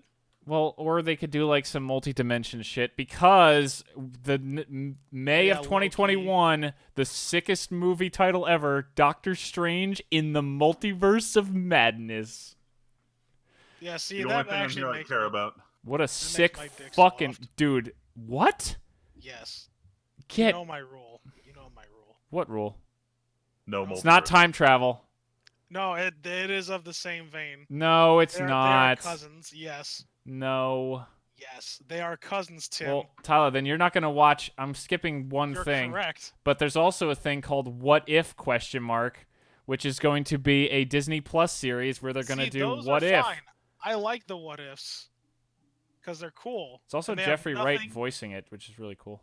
They have nothing to do with the main story at all. It's just what ifs. And I It's think also those an are fun. animated show, apparently. Yeah. Yeah, I like the what ifs. The what ifs because I read the what ifs. Well, then what's wrong with What do you mean? What's wrong with multiverses? what's then? wrong with Doctor Strange? I literally just told you. I Apparently- literally just so told apparently- you what the problem was. So apparently, Doctor Strange in the Multiverse of Madness is also going to have Scarlet Witch hanging out, which is cool because they're magic-y. But Strange They're is tied sick. together. But The show- also, it's fucking radical because apparently this is practically going to be a horror movie. This is supposed to be the first scary MCU film, as a quote. What? And Oh, please. apparently it has Cthulhu-esque elements. Whatever the See, fuck that's that pretty means. cool, but I don't want to see it because multiverse. Nah, Strange is sick. I love Strange. Now, what I'm if? doing alright, it. So, what if is cool, Freeman, because it has nothing to do with the main story at all. Like at That's- all. Whatever. Anyway. Yeah, you can say whatever you want. So you Look, like what if because it's dude, only I side just stories, love it's not the main Strange. plot line. Yeah, side stories are fine. Main stories, like just keep the toothpaste away from the peanut butter, okay? Dude, I just That's all I love ask. Doctor Strange. He's so All I cool. ask. Like what? No other He is Marvel cool. Marvel movie ends the way Strange ends. What do you mean? It's just He doesn't- Iron Man, but magic. What? He doesn't fight the villain. Oh, well, yeah. What other Marvel movie ends no, with cheating the it's system to still- win? It's still Iron Man, but magic. Get the fuck out of No, here. absolutely not, dude. Smart dude. Dude, if goes you through wanna go- a traumatizing event and then becomes something more than himself and like something else, and no, and then becomes like somewhat humbled by. the But Tyler, experience you as could well. break it all down to such simple levels. How But, many dude, of it's these are like that? Glaringly obvious. Yeah, but Look, his he's strategy was different, but the end result was the same. Yeah, don't hit. Don't hit. Speaking It was of a the cool strategy. I agree with you on that. Oh my but God. it is. It was just a Marvel movie. Speaking of Yeah. knockdown, now we're here. Loki's TV show is coming in spring of 2021. The real reason why Val is buying Disney Plus. I know, yeah. So apparently, the real reason. The reason we're paying for 2020 of Disney Plus for this 2021 release. so apparently, this is fucking a sideshow where, hey, when Loki stole the Tesseract in Endgame, where did he go and what happened? which means this is already an alternate timeline. It's such a dumb hook for this It's show. so weird. It's like, how can we possibly give an opening to have more Tom Hiddleston after we killed him in Infinity War? Then we have What If. Hawkeye is apparently going to be a show. Another fucking show. In fall 2021. Apparently, it's about Hawkeye teaching his daughter, I guess.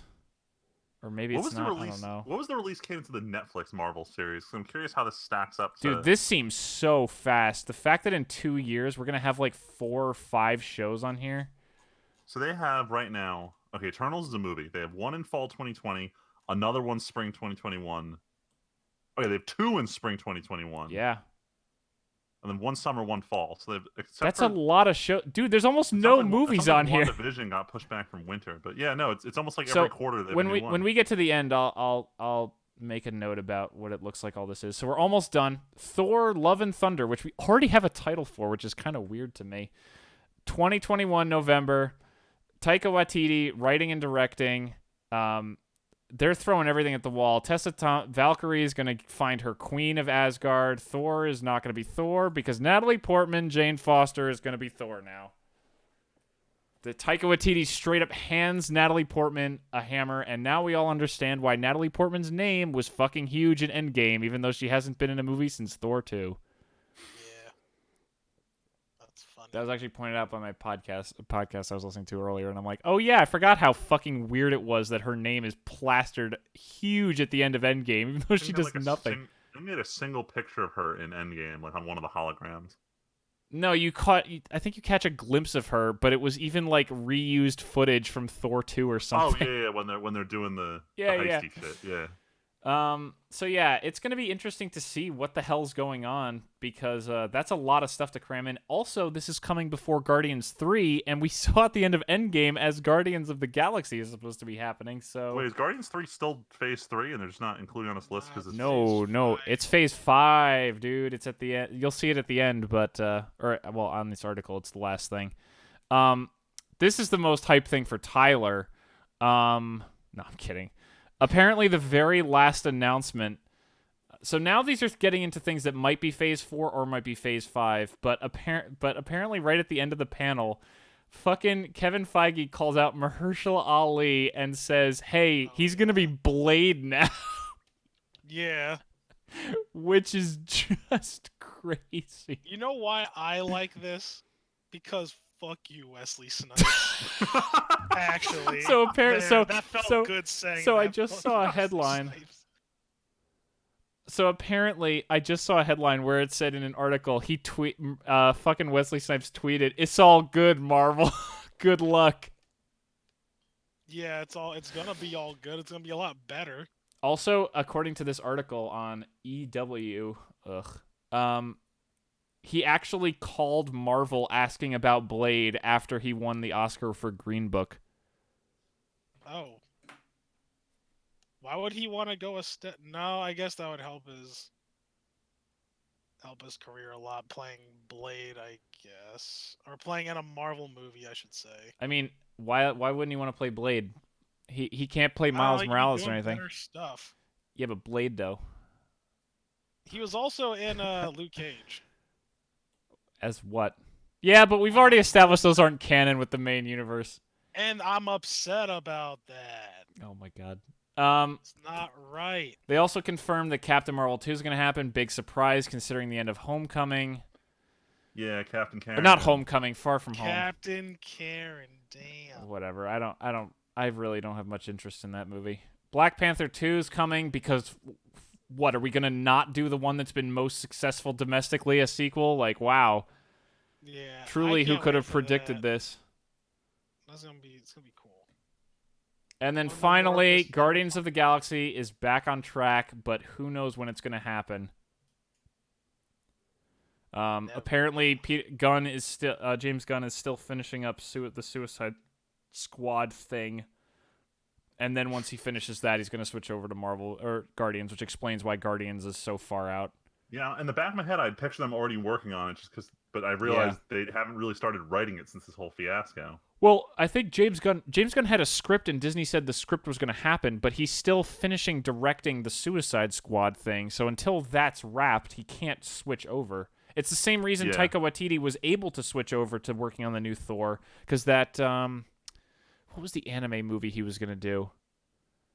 Yo, but did you guys see the new movie that he's directing though? Who? Taika Waititi. What? It's oh my god. Shit. What's that new movie? I don't know. Oh my god, it's with Hitler.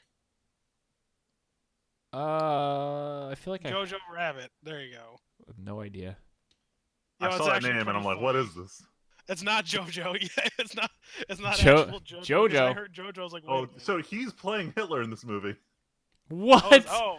Oh that's my it. god, that's funny. Oh, okay. Yeah. I posted the trailer. Okay, I'll watch Oh it my after God. the podcast. That's funny though. It's pretty funny. I'm not gonna lie. All right, Freeman. Speaking of funny or something, I don't know. Damn it. Funny. So I blew my load on that joke early, and I can't think of any other good way to transition to the weeb shit. So we'll do a soft This opener. is so quick though. This is so We'll get abnormally the sad fast. shit out of the way. So we didn't Yeah. talk about this last week because it We- happened we- on Wednesday. So I thought it happened, but we didn't have nearly as high of a count of what was actually happening. No, because I was at the office when I heard that people okay. actually Never died, mind then. and I'm only in the office on Thursdays. So, I guess it was Wednesday our time. A fire broke out at Kyoto Animation Studios. I'm not going to go too into detail about the killer, but basically, he was angry at their studio for plagiarizing him. The nature of the plagiarization still is very unclear, but He claims. to put matters simply, their building is kind of an older style building. It had a single central spiral staircase, and he set the staircase on fire. Gasoline fires are, how do I put this? They're much more explosive than a regular standard fire would be. This fire was up to building code to handle normal fires, but not gasoline fires. As a result of the 75 people in the building, I forget the final count. I believe it was 30 came out injured, 33 are deceased, and I think up to 5 are just unaccounted for. Jesus. This is the terrible. largest homicide in Japan post World War II. This was a devastating moment for all of Japan, the animation industry. Everyone who watches anime is kind of reeling right now because it's unreal that something like this happened in the modern era. Even more so in Japan. In the U.S., there's jokes about how we become desensitized to school shootings, but these mass deaths aren't a thing in Japan. So this is like doubly bad there. I know suicide's a big thing in Japan. It is, but suicide and This like guy killing didn't yourself kill and killing himself, other people though. are very different things. Yeah. Yeah, I know that. But this guy lived though. So he was arrested. So he was arrested. He suffered burn damages and he's been unconscious since the incident. I don't know if it's a medically induced coma, but long story short, they have him in custody. They are going to interrogate him once he's conscious. I don't know if the police are going to make a lot of the stuff public, but the way incarceration rates work in Japan is this good. This guy is as good as dead. He's not walking away from this with any semblance of a life. Well, I was gonna say, I mean, I feel like I saw people Japan actively saying, yeah, no, the death sentence is very applicable here. Yeah. Oh, they have capital Even if they punishment do in not Japan? kill this guy, Yeah, he's yeah. never seeing the light of day again. Oh.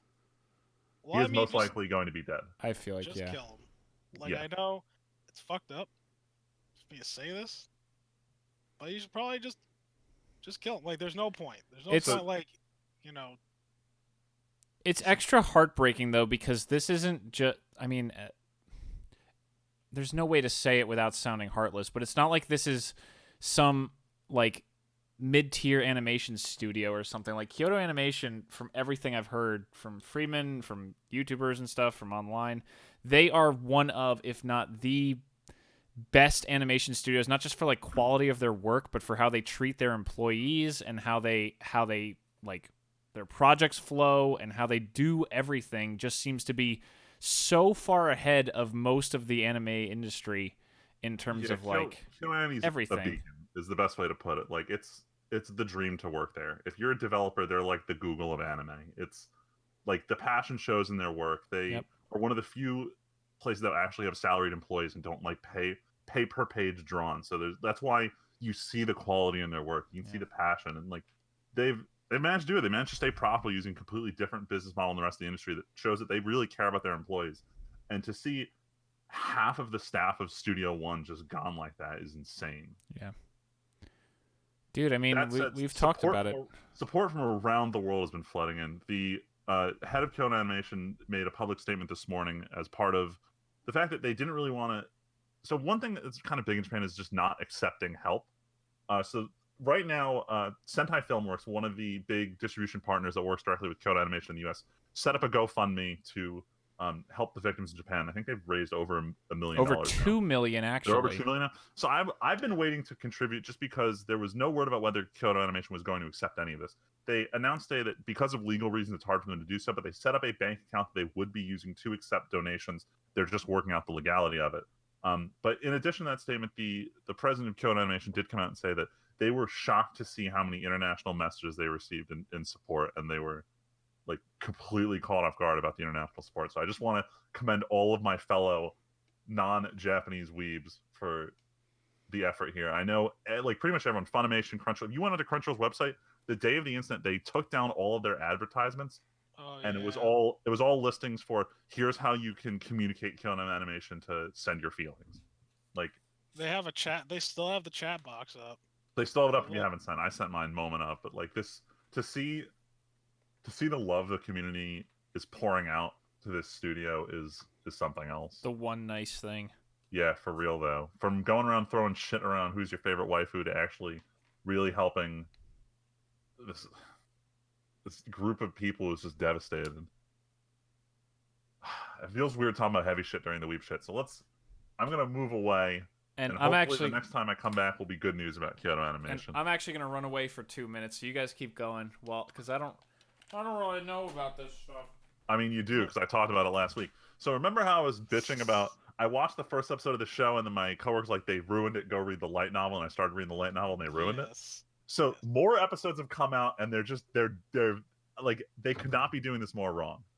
I am now like 80% through the first book, and I can say this: the author does a great job at action scenes, but anytime dialogue is there, it's the cringiest shit possible.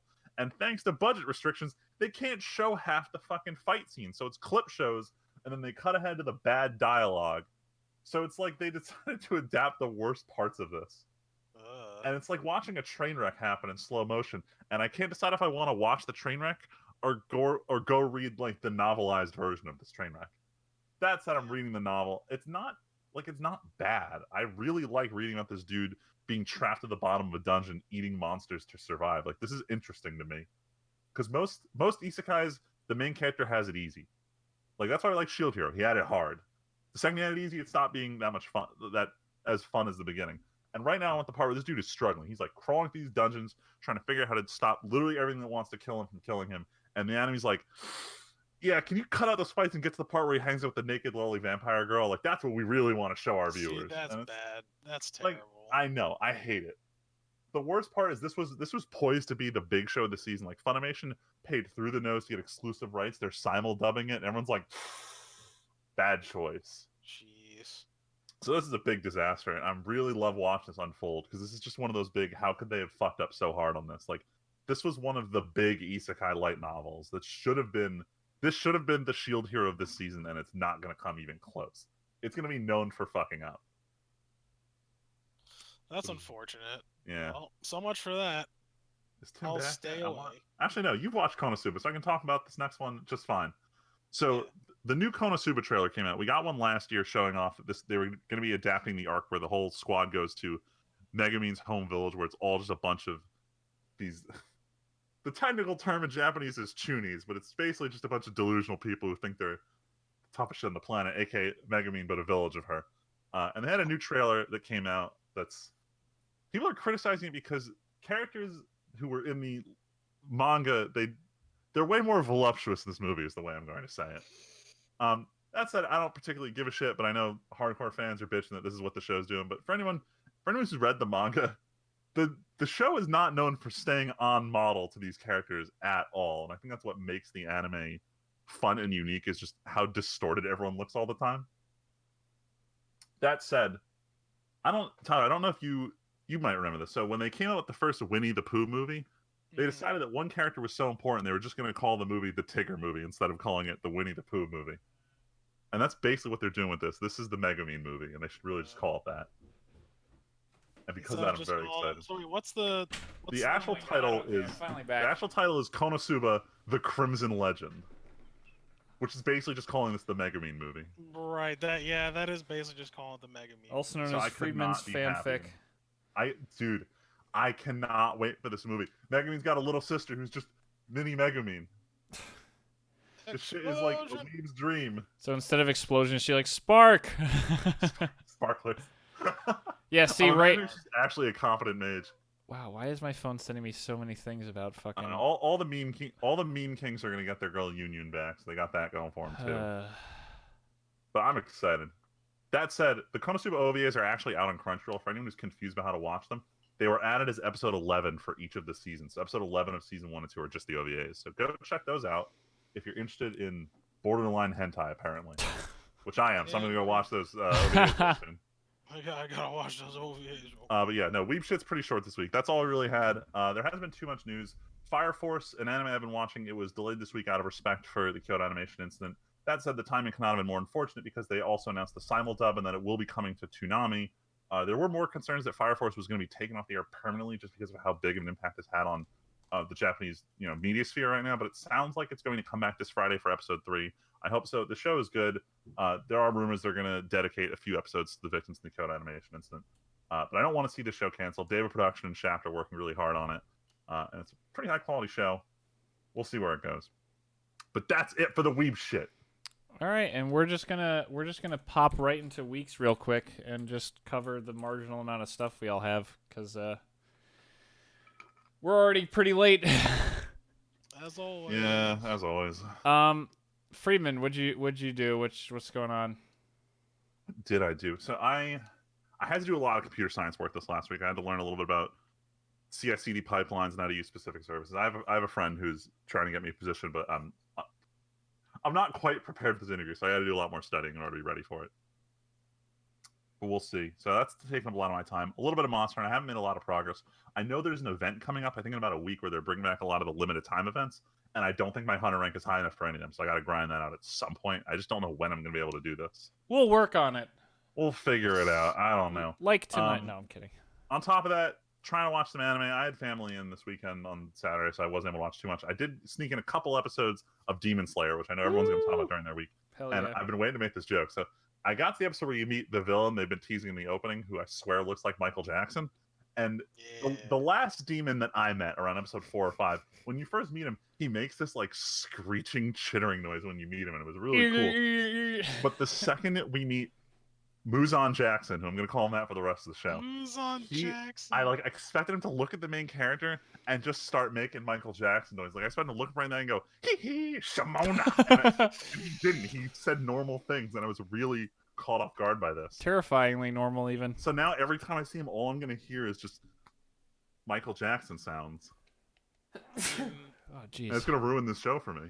Well, because he seems like a super serious villain. Like if anyone's watched Hunter x Hunter, this dude reminds me so much of the Ant King. I mean, Freeman, we already know who he is as the show starts. I understand, but we've seen him for so from my perspective, I've only seen him for 3 minutes on screen, and I already fear for my life when he's on screen. No, Freeman, we don't see much more of him than those 3 minutes. Oh, damn, for real? So, did you see the episode where he's right at the very end, or did you see the next episode? It's right at the very end where he runs into him and then Muzan slice, Jackson and then it's turns done. around. And then he slices the guy's neck, and it cuts, right? Yes.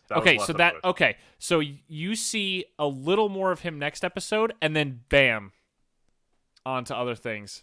Damn, this guy's a smooth criminal, dude. Tyler knows. Woof. Yeah. Woof. He's kind of a jerk off. Dude, he's kind of fucking wild. Work my way through it. It's going to be a slow burn for me, but I'll eventually catch up to you guys. Yes, please. It is very good. I'm trying. I know. Anything else, or is that pretty much it? That's pretty much it. I'm trying if there's anything else in the gaming sphere I was focusing on. I think mostly just more Overwatch to grind out the weekly events and teach my coworkers how to play. But that's it for me. I, as stated, went home for the weekend. I was back in New Jersey solo for about 48 hours. And got to see all these guys. Me, Freeman, and Luigi played 2 games of Magic that I lost both of. We all hung out, went to lunch, got to see my family a bunch. So it was just a good time to be home for a weekend before vacation in August. Other than that, me and Val did watch the new Demon Slayer. And Tyler, I think it's fair to say that this is the darkest episode of the entire show by far. Oh yeah, man, that was right up my alley, dude. Dude, there was some shocking, fucked up shit in this episode. There was some really fucked up shit. Freeman, I kind of can't wait for you to get to this point. Like the villains in this show have been pretty strong, Tyler. Yes. Is that fair to say? Like every villain has been really interesting.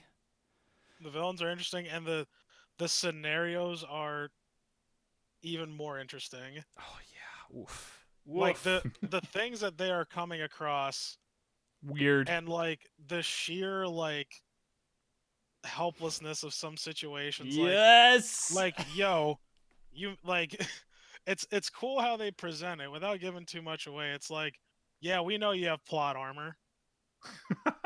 All right, and then that doesn't mean we still can't fuck with you. Like that doesn't mean you can't see some bad shit. Yeah, literally though. Oh, dude, just literally. I know. I seem like I'm hyping it a lot, but like it's really that good. Look, I know this is a good show. You don't need to convince me on it. No, it's not even convincing though. It's like just this past episode. Oh man, the way they play with like. So oh no, you haven't even seen that yet. Jeez, I can't even say that. I've seen. Oh my nothing. God.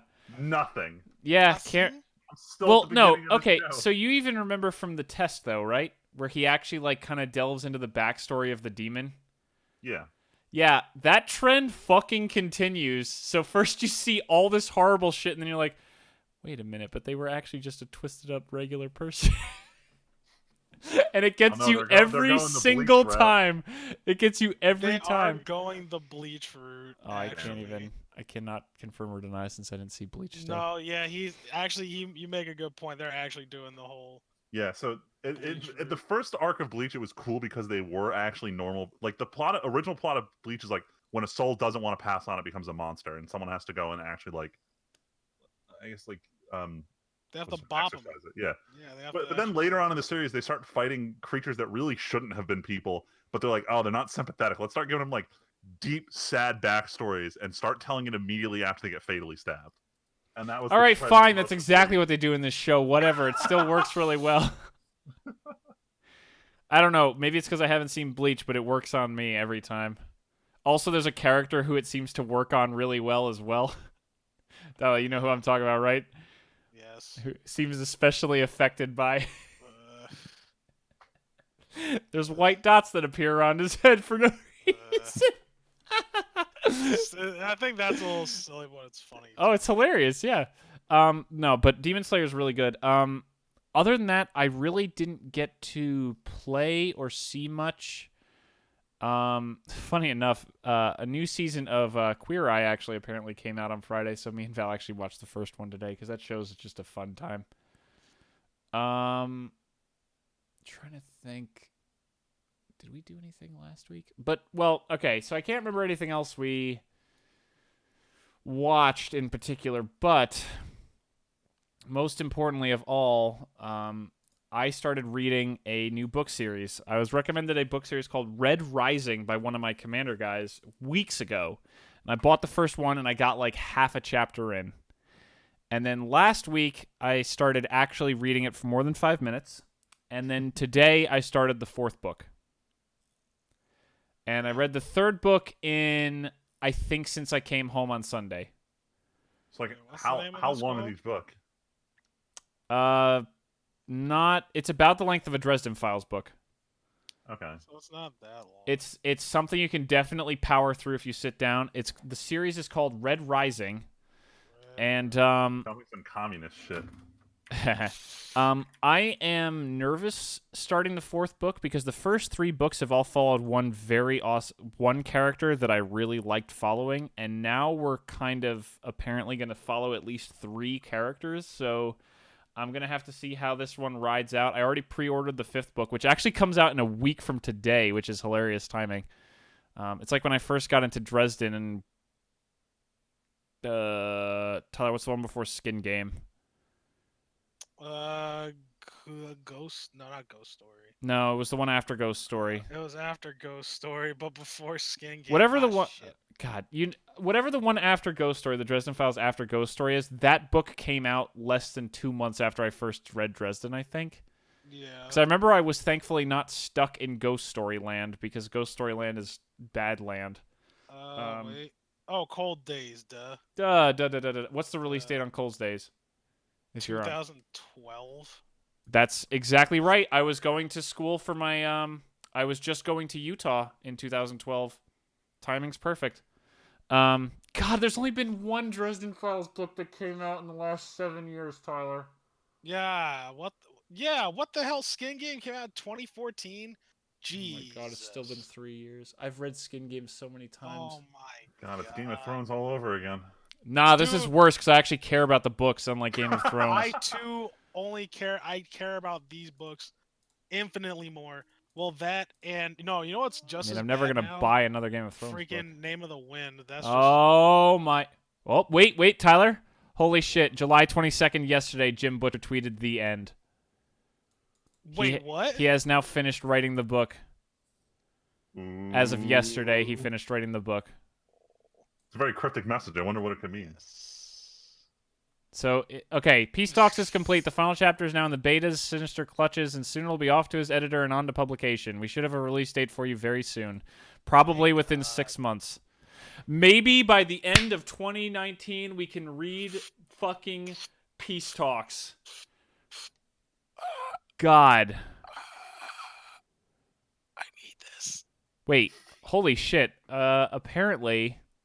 So I'm on Jim Butcher's website because we were talking about it.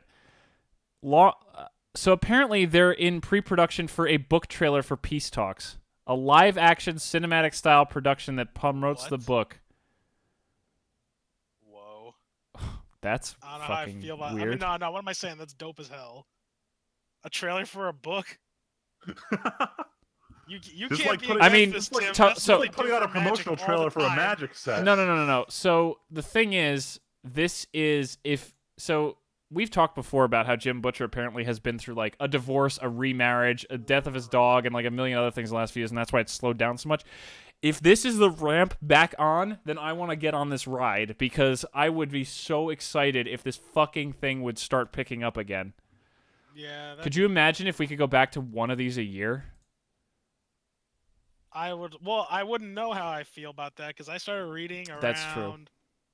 I started reading around Ghost Story. Yeah, which is when he fucking fell off a cliff. Just like When me. he- That's barely before yeah. me. Yeah, I started reading around Ghost Story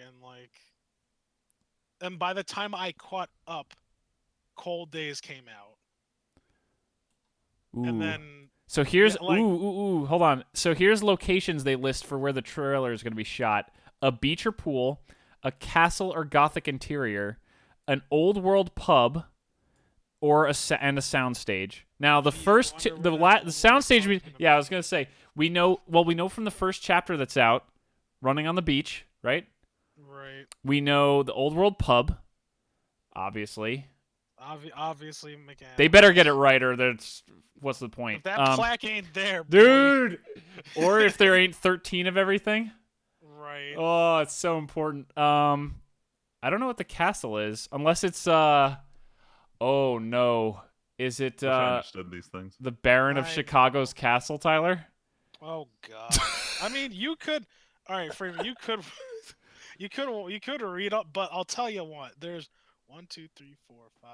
Let's. Oh wait. 15 9. There's 15. books, right? Holy Is that what fuck. you're asking? Is that what you were there's gonna like say? 1, Yeah. 2, 3, 4, 5, 6, 7. Peace Talks is number 16. Jesus Christ. I'm on his website. It literally I'm gonna tells start you. reading more. Reading the shitty light novel before I go to sleep opened my eyes to the fact that I think I sleep better if I read before bed instead of watching anime. So I'm trying to read more. Yes. So I'm gonna put this on my queue. I'll probably do the first book of Dresden Files after I finish the shitty one, and then go back to this other anime-related book series I've been putting off for like 4 years. First book if you want to. Well, I have the Kindle edition, so. Hell yeah, that's how I read them. Yeah, because I was borrowing it from Val for like a year before I'm like, I'm literally not reading this and I feel bad hoarding it. So I gave it back and just spent the $6 on the digital copy. See, but Freeman, you know what's even better? If you read through Dresden and you like it, you could actually read the Codex Alira series he did, which is what my Alira game that you guys played so many years ago is based on. I read a little bit about what happened in that book. Like, this sounds interesting. I want to read the full. Dude, that game, that book series is sick. Tyler, did you ever get around to reading Codex? Nah, I'm reading other books. I would definitely recommend reading Codex when you can, and the first Cinder Spires book. But I'm already, dude. I'm like hilt deep into freaking this Dark Tower shit and The Witcher. I'd almost say this and is... they're both If you're way frustrated too long. with reading Witcher, then maybe I'd say read Codex first, because it's such a fun adventure. I'm slightly frustrated. I haven't given up on it yet. Just do what I did, Tyler. Read a book in 48 hours. Reading The Dark Tower. Fine. Which anyway, is like we need to stop dragging this on. Holy shit, I did not mean to start this. Yeah, my weeks. I didn't actually get to talk about the book I've been reading. Oh my god, this is all your fault, Tim. Red Rising. It's a series about it's basically sci-fi slave uprising kind of thing. I know that's very, very minimalistic, but yo, I'm gonna tell you right now, because you said that. Plus, it's on Mars. Yeah, Red is Mars. It's Iron-Blooded Orphans. That's I all you wouldn't know. This is Iron-Blooded Orphans. I wouldn't know. Oh my god. Basically, slaves on Mars have an uprising. Oh, it literally is. It's not. I don't know. And it doesn't start as an uprising, but yeah.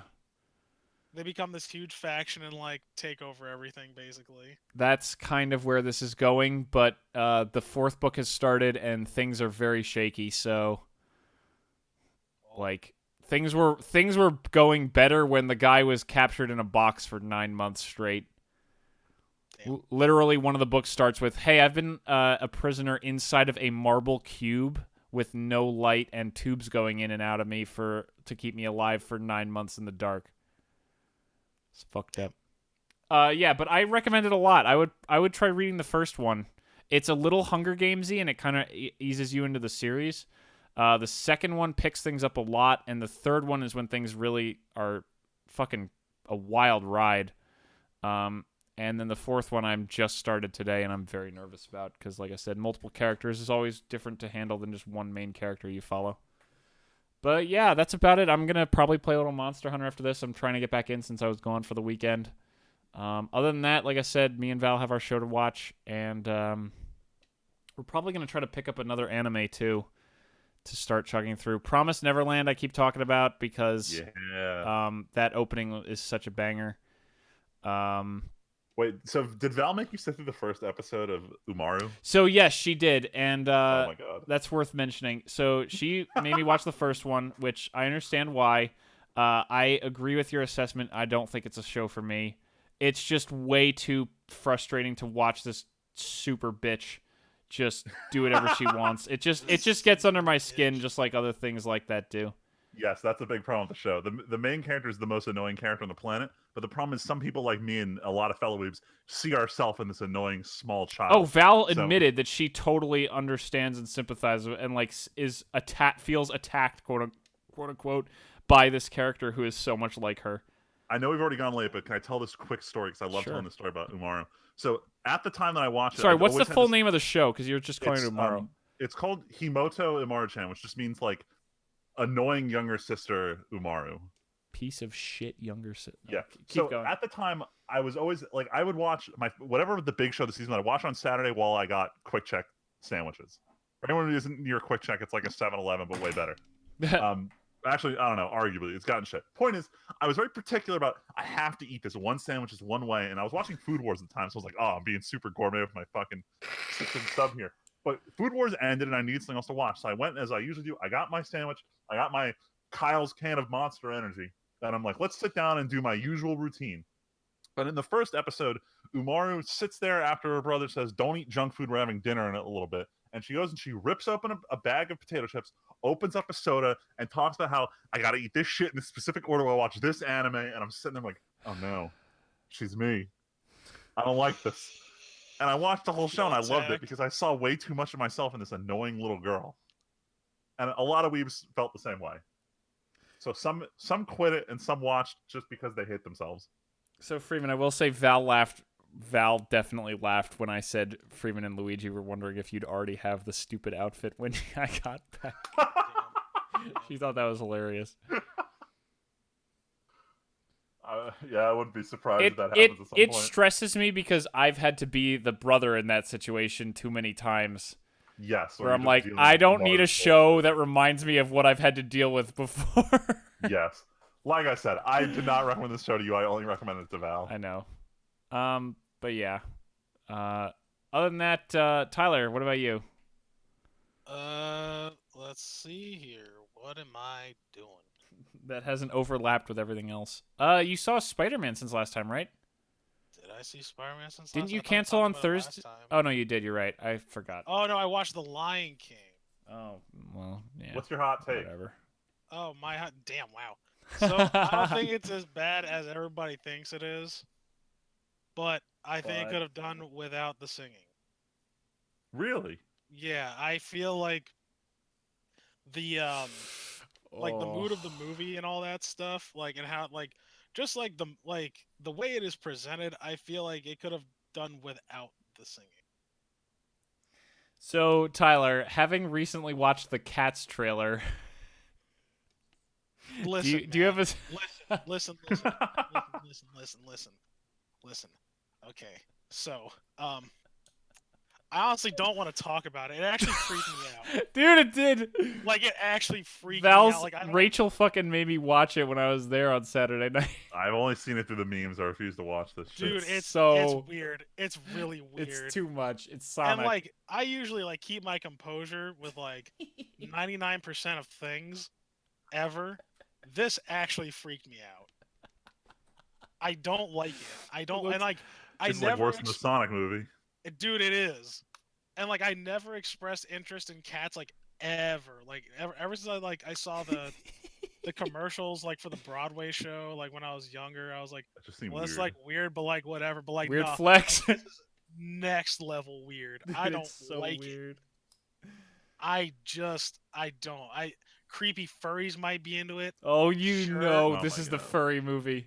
But, like, no, I'm not. No. I'm not. That's my hot take. Just no. Do something else with this bullshit. But do you recommend people go see Lion King, though? Lion King, well, that's different. Should they pay to go to a theater and watch it? I'll put it this way. I'm curious. Should I go pay to watch this movie? Nah. I'm gonna give you a hard no on that. Solid. Damn. I think you should... People who... I think this is for people who watch the original and are curious. The movie looks really nice. Some of the voice acting is good. Some of it is bad. Some of it is in the middle. Like the dude who plays Scar, who is also who's not Jeremy Irons. Who's not Jeremy Irons, but people know him from Doctor Strange as a... What's his name, Tim? I forgot his name. Mordo. Mordo. Yeah, Mordo. Yeah, he was Mordo. Oh, really? Yeah, so he has some good lines. He delivers some good lines, but like the big one, and you know what? This movie's basically shot for shot, including the lines. Like, if you haven't seen The Lion King by now, shame on you. But when he says, "Long live the king" at that very crucial moment, he said it weirdly, and I was like, "Wait, what?" Like, I had like a weird disgusted face on, and I felt it when he said it. So I was like, "I'm not feeling this." But that being said, some of the action scenes are actually pretty fucking dope. Like that one scene where they go into the elephant graveyard and Mufasa shows up and like starts like messing with like, all the hyenas. Like he comes in, like the way that scene is presented and shot, it was really cool because like you see him as a blurred figure in the back. Oh, kind of like how they did. They like in the original one, they had it just as like shadows, I think. Yeah, as his shadow, and like before you know it, like things are like shit's already happening. It's like chaotic, and I was like, oh, this was pretty cool. And the rest of the shots that were similar to that, they did the same thing. So I thought that was pretty cool. Beyonce can't voice act worth shit. Childish Oh Gambino man, you can. can't call it the queen like that. I'm gonna call out the Queen Bee. We'll call her out, and all of her beehive or whatever the fuck it is. All the Beckys out there. All the Beckys. But all right, yeah. So overall, I don't think you should pay to see it, honestly, especially if you've seen the original one. But I think when it comes out on, streaming services, Disney streaming service. not DVD or Blockbuster or Redbox, because you ain't gonna see it there. I would give it a try, just like just to see how you feel about it. But I honestly don't feel that it should have gotten this bad of a review. I'm curious just because it's genuinely my favorite Disney movie. It's the Yeah, first movie I ever saw. Yeah, well, I'll tell you one thing that they did definitely do. It's butchered. Be prepared. Oof. Damn. They like No Nazis literally in it? hands down one of the best villain songs of all time. Like butchered. Like they didn't even include the entire song, and it just felt like it was Scar just saying, "Be prepared." Be damn. prepared. Just saying that, and like with the track in the background, that killed it for me. That's why I was saying like they probably should have just gone without the music if they were gonna half-ass it. But yeah, so I saw that. That sucks. It does suck. That's what I'm saying. Don't pay for it because you'll be disappointed that you paid for it. But everything else about the movie is nice. All right. I'm reading, as I said, The Dark Tower. It's actually pretty great. I know it's an older series, and for the listeners at home, it's basically what Stephen King calls his magnum opus, whatever the fuck it is. Basically the greatest shit he's ever written. And it's also a tie-in for like most of the books in his like series. And like my supervisor has been like ragging on me. He's like, dude, you gotta read this. I'm like, why? He's like, you just got it. It's got guns and shit in it. It's like a Western. And I'm like, nah, but he's like, but it's got guns in it. I'm like, fine. I'll give it a try. And man, it's pretty great. I'm on the third book called Wastelands. And it's got some time travel in it. But I've decided to overlook it because everything else in this thing is dope. Like, it's just cool. Like, it's got the Western thing. It's starting to reveal some sci-fi things. It's got some gun stuff in it. It has psychological intrigue, questioning about oneself. And I think all that stuff is pretty neat. So yeah, but it's also long. It's 7 books long. And each one of them just gets longer. The first one is not long. It's about the size of a Dresden book, actually, Tim. Oh, okay. Like 200-something pages. Well, the earlier Dresden File books, I should say. And then they just get longer. But then after this, I'm going back to The Witcher, though. I'm gonna take a break from this and go back to The Witcher. Finally. Yeah. I'm still watching Iron-Blooded Orphans. Hell yeah. I'm on episode 34. Yeah, the second season starts getting a little crazy. Not Dude, I didn't think this would get any more crazy, but shit is still popping off. It keeps getting better. I think I took a break. So when season 1 ended, they took, I think it was 3 months off. So I wasn't caught up. I think it was 5 behind.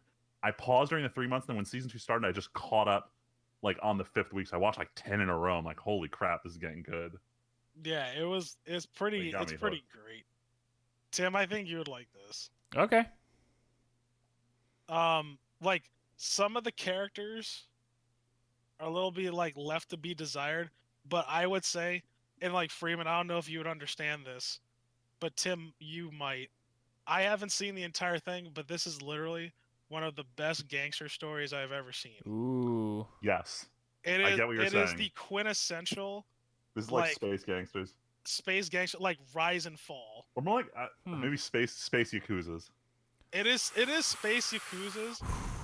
It is space It's less of yakuzas the style that the Yakuza the game has, but it's more I don't know. It's somewhere in the middle between like mobsters and Yakuza in terms of and everyone's I dynamics. don't and you don't really I didn't realize it really. Like I had the feeling that that's what this thing kind of was, and then there was a scene in the most recent episode that I watched where I was like, "Whoa, this is actually like a gangster flick. Like this is a gangster anime. Like your rise and fall, right? Of of like your organization or your person. Like I would say Orga and Mika are basically like Tony Montana. They just keep climbing the ladder of danger. Yes, they climb real fucking fast. They climb fast, they climb hard, and it's like, oh, and the consequences start kicking in pretty soon. And the consequences start happening immediately, and they just keep going, and it's like, oh my god, it doesn't stop, and it just doesn't stop. And they do things that like I'm not surprised, but like surprised, like it's just cool. I'm always into those kind of stories, those rise and fall stories. That sounds pretty neat.